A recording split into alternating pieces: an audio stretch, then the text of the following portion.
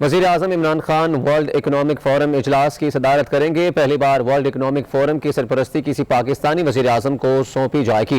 World economic forum का अहम तरीन हंगामी इजलास का बुध को तलब किया गया और वज़ीर आज़म वीडियो लिंक के जरिए वर्ल्ड इकनॉमिक फोरम की सदारत करेंगे और इससे खिताब भी करेंगे। मज़ीद जान लेते हैं टिका खान सानी से। टिका खान सानी, बताएगा एक और एजाज पाकिस्तान के हिस्से में आया।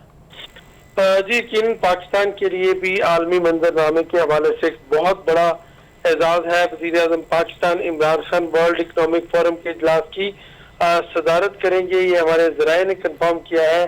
वर्ल्ड इकनॉमिक फोरम का अहम तरीन हंगामी इजलास है, ये कल बुध को तलब कर लिया गया है। वर्ल्ड इकनॉमिक फोरम के इजलास की सरबरस्ती किसी भी पाकिस्तानी वज़ीर आज़म को पहली मरतबा सौंपी जा रही है।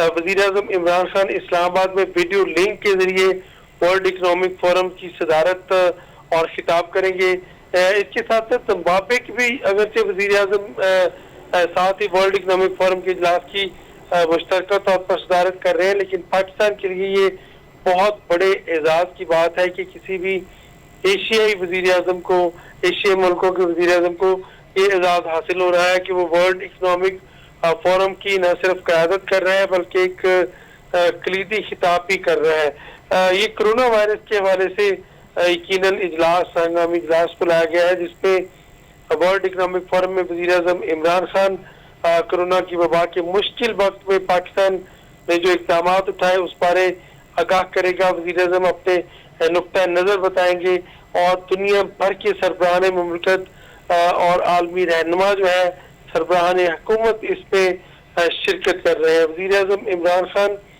खिताब में कोरोना की सूरत हाल पे हुकूमत पाकिस्तान के हंगामी इक़दाम जो है उससे भी आगाह करेंगे। एहसास प्रोग्राम के तहत कमजोर तबके को जो नकद, कैश और आर्जी मुलाजमतें मिली हैं और साथ ही टाइगर फोर्स जो है, इस पर वज़ीर आज़म इमरान खान बात करेंगे, खिताब करेंगे। इस सारी मुश्किल की सूरत हाल में पाकिस्तान ने कैसे इस पर कंट्रोल हासिल किया। वज़ीर आज़म इमरान खान दरख्त लगाने के लिए मजीद जो 2 लाख नौकरियां देने के मंसूबे पर भी बात करेंगे।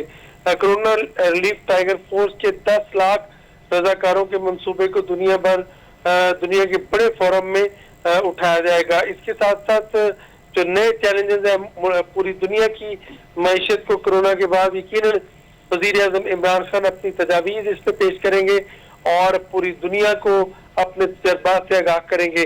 60,000 नौकरियां पाकिस्तान ने ग्रीन निगहबान मंसूबे के तहत दी हैं और मजीद 2 लाख नौकरियां देने का प्लान है। और साथ ही जो टाइगर फोर्स है, कोरोना रिलीफ टाइगर फोर्स, इसको भी ग्रीन पाकिस्तान में जो बदलने जा रहे हैं। तो इस तरह पाकिस्तान ने इस मुश्किल सूरत हाल का भरपूर फायदा उठाते हुए न सिर्फ पाकिस्तान उन करोड़ों लोगों तक कैश की रकम देने में हुकूमत पाकिस्तान कामयाब हुई जो कोरोना की वबा की सूरत हाल के दौरान बेरोजगार हो गए थे, दिहाड़ी नहीं रही और शदीद मुतासर हुए माली लिहाज से, उन तक पहुंचे हैं। और साथ ही तामीराती इंडस्ट्री के लिए वज़ीर ने पैकेज दिया और साथ ही लॉकडाउन की सूरत हाल में भी जिस तरह के इक़दाम पाकिस्तान ने उठाए, यकीनन ये पूरी दुनिया में सराहा जा रहा है। और खास तौर पे इस सूरत हाल में पाकिस्तान जो दरख्त लगाने के हवाले से सरे पेरिस जा रहा है, यकीनन एक वीडियो भी बहुत बड़ी शेयर की गई वर्ल्ड इकनॉमिक फोरम में, जिसमें पाकिस्तान को अप्रिशिएट किया जा रहा है। और ये अप्रिसिएशन ही है कि वज़ीर आज़म पाकिस्तान को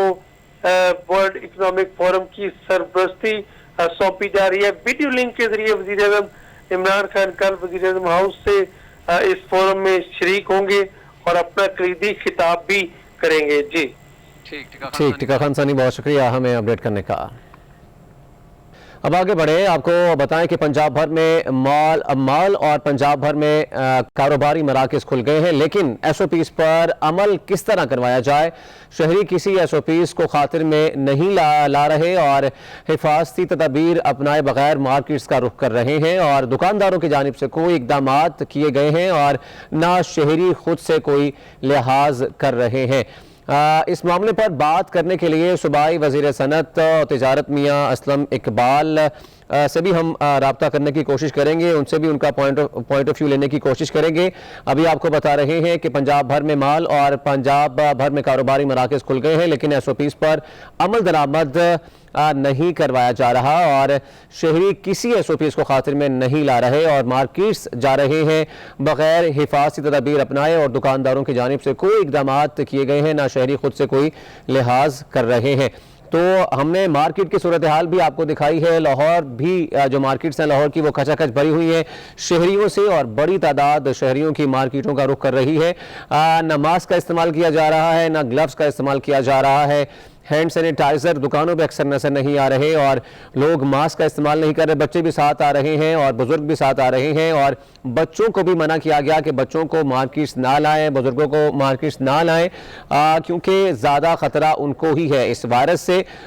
तो जितने भी SOPs बनाए गए थे इस हवाले से उनकी खिलाफ वर्जी की जा रही है और SOPs पर अमल किस तरह करवाया जाए इस पर भी एक सवालिया निशान है और शहरी किसी SOPs को खातिर में लाए बगैर मार्केट्स का रुख कर रहे हैं।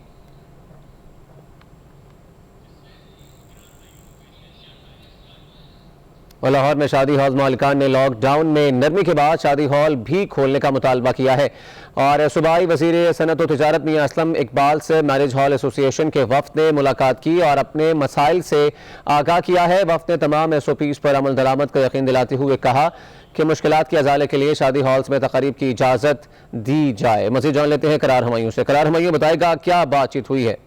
जी बिल्कुल, सूबाई वज़ीर सनअत व तिजारत मियां असलम इकबाल से आज शॉपिंग मॉल्स के बाद अब हुकूमत पंजाब में जो है उनसे मुतालबा किया गया है कि वो सिर्फ और सिर्फ जो है शादी हॉल्स जो हैं उनको खोलने की भी इजाजत दी जाए। तो शादी हॉल्स खोलने के हवाले से जो मीटिंग हुई है उसके अंदर मियां असलम इकबाल ने वाज़ेह मौक़िफ़ दिया है कि ये कोरोना वायरस के सूरत हाल के अंदर हम एहतियात का दामन जो है वो नहीं छोड़ सकते और शादी जैसे बड़े इज्तिमात पर पाबंदी उठाने का खतरा वो जो है वो मोल नहीं लिया जा सकता। महदूद अफराद और SOPs के साथ मैरिज हॉल्स को खोलने की तजवीज़ का जायजा लिया जा सकता है, लेकिन इसकी हतमी मंजूरी जो है NCO के जो इजलास है वहां पे ये मामला रखा जाएगा और इस शादी हॉल के अंदर जो है खास तौर पे जब शादी की तकारीब होंगी तो लोगों का मेल जोल ज्यादा होगा और अफराद में कोरोना एक दूसरे में ट्रांसमिट करने की जो शरह है वो ज्यादा बढ़ेगी।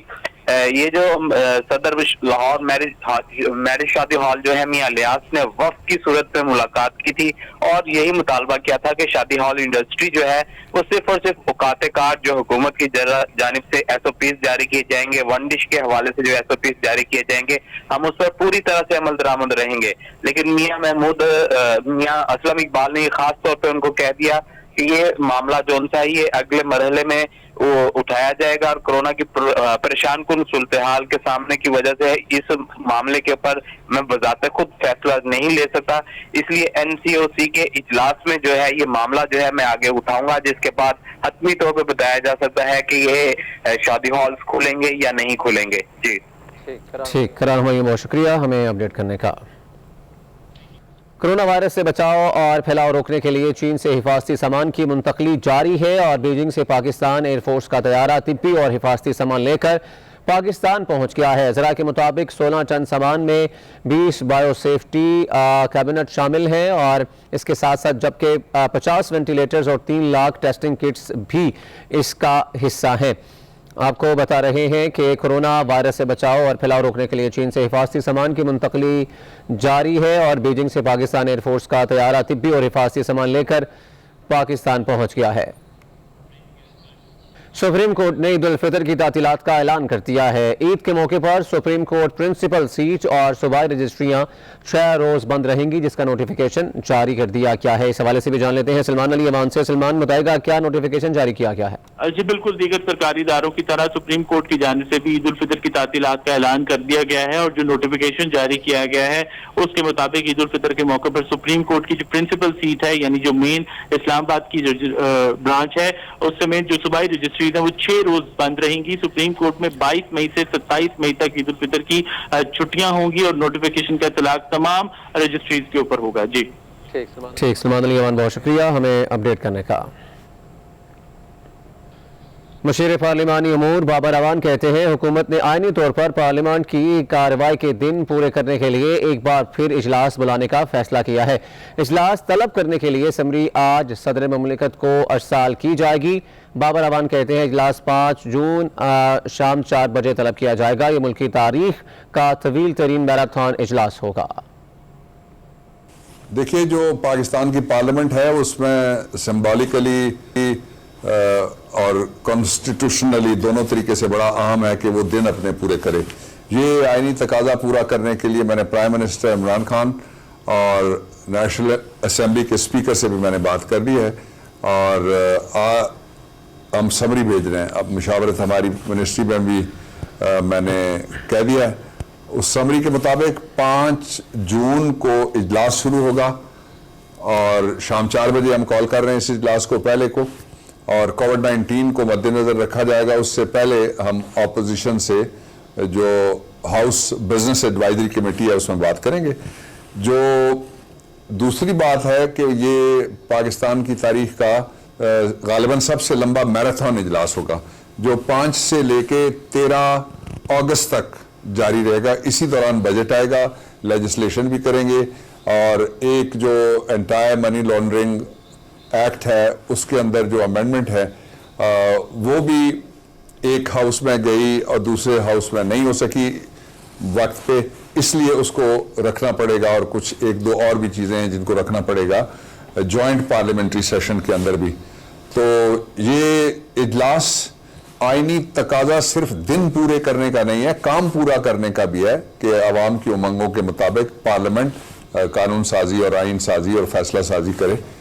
इसलिए कोई सवाल ही पैदा नहीं होता किसी तरह की कोई आईनी कोताही हो या कोई आईनी खला निज़ाम में छोड़ा जाए, इसका सवाल नहीं है।